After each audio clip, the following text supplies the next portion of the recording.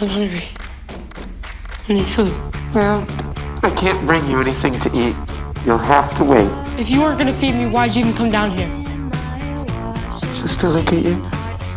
A few days ago, I was dragged into a black van by a madman who claimed to be a magician. When I opened my eyes, I found myself locked in a basement. The masked madman threatened me not to run away, otherwise I would suffer the same fate as his previous victims. I was terrified and screamed for help, but the basement was soundproofed and no one could hear me. There was only a bed, a toilet, and a disconnected phone in the basement. I tried to escape through the ventilation window, but I was too short to reach it, so I tried to move the bed as a ladder, but found it had been nailed firmly to the ground. This left me in despair, but strangely the phone started ringing. How could a disconnected phone ring? With confusion, I hesitantly picked up the phone, but a scary voice startled me, and I hung up the phone immediately. Then the phone rang again. Could this be my only hope of escape? This time, I mustered the courage to answer again.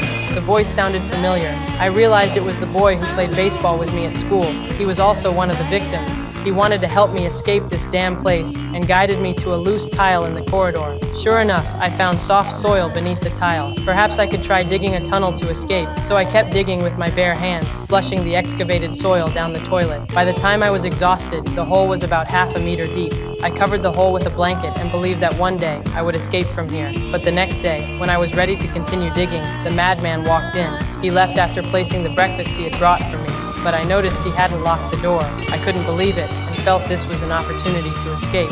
Just as I was about to open the door, the phone rang again. The caller seemed to know exactly what I was doing. This time, it was the voice of a stranger. He warned me not to escape, saying it was a trap set by the madman.